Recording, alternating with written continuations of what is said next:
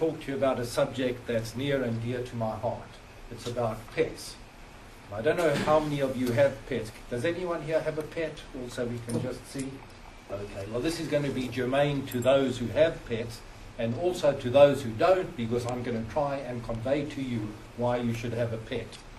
Now, the ordinary accepted meaning of a pet is an animal that's kept for entertainment or for companionship. It's an object of affection. But it does more than convey that it's an object of affection, because it also gives affection to the owner. Now, there are different types of pets. They come in all sizes, all shapes and all sizes. It depends what your type of pet you like. I like dogs, but that's the most common type of pets. But you also get other types of pets. You get horses, you can get frogs, you can get birds, reptiles, lizards. I don't care much for them. As I said, my choice is dogs. I've always had a dog, ever since I was a little boy growing up in Johannesburg, South Africa. I remember my father came home from the pound one day with this little dog. It was about so high, black and white dog. It was a mixture between a Dalmatian and a fox terrier. And we loved him. But he wasn't everyone's cup of tea as a dog. I remember once I had a cousin who came to sleep at our house over that night, and the dog jumped on the bed, and when she tried to kick him off, he growled and snarled at her and showed her teeth, which didn't exactly endear himself to her. But dogs are members of the family. Your pet is a member of your family, and just like you have family members who don't always appeal to everyone else, so too with your pets. You like them, and someone else may not like them. But as I said, I've always had dogs, and if I fast forward a couple of decades and I come to live in the United States, it was time to get a dog when our kids were growing up. And it reminded me of a movie I saw called Babe. Did anyone see that movie? Yes.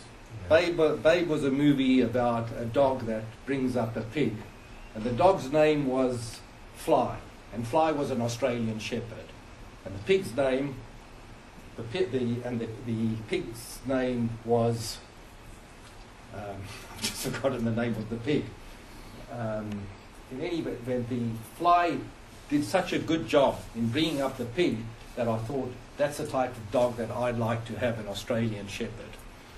Because it's a kind and caring dog, and it did such a good job in bringing up this pig that it had all the qualities that I thought one would like to have in a dog.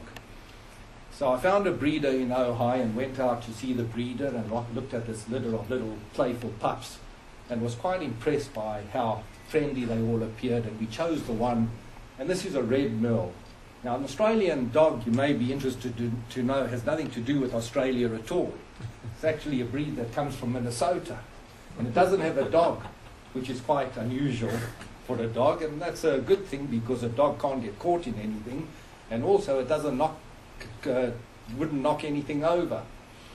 So we took this little dog, Matisse, and he came into our lives, and we soon realized that just like people who need a companion, dogs also need companions. So we decided to get Matisse a little mate, and we went back to the breeder and ended up with what's known as a blue merle. A red merle is the type of Australian shepherd that's red and white in color with a brown nose, and a blue merle is a mottled grey and white dog. Two beautiful dogs that have given us so much pleasure.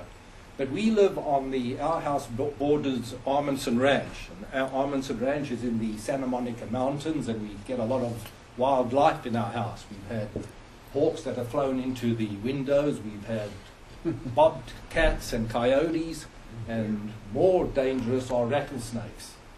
So knowing that these two playful pups would be attracted by anything that takes their fancy, we thought we need to do something about it in order to protect them, that they don't get bitten by a rattlesnake. So we enrolled them in snake school. Now, I don't know whether any one of you know that there's such a thing as a snake school, but there is. And it's not a school where you have classrooms or you sit in a chair.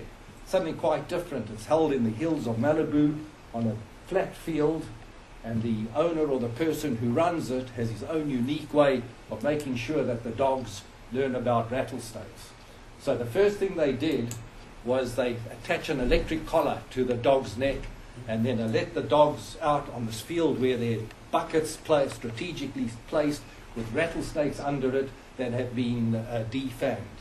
Well, when the dogs come a little close to investigate the rattling tails as the snakes are slithering on their bellies across the dirt, they're attracted to it, and as they come close to it, he hits a switch and a shock goes through the dog, a couple of volts go through him, and he knows that he mustn't approach the rattlesnake. After 3 times, he knows perfectly that this is something to keep away from. As a result of you see the dog come to the rattlesnake, and as he sees it, he'll veer away and circumvent the whole area. So our dogs have been protected, and they've given us a lot of pleasure. Now, if any one of you don't have pets or are thinking of getting a pet, I would highly recommend that you get an Australian Shepherd. They're kind and caring, they're loving and loyal, and they'll give you so much pleasure. Not only how you will be able to love them, but you'll see how they will love you. Thank you.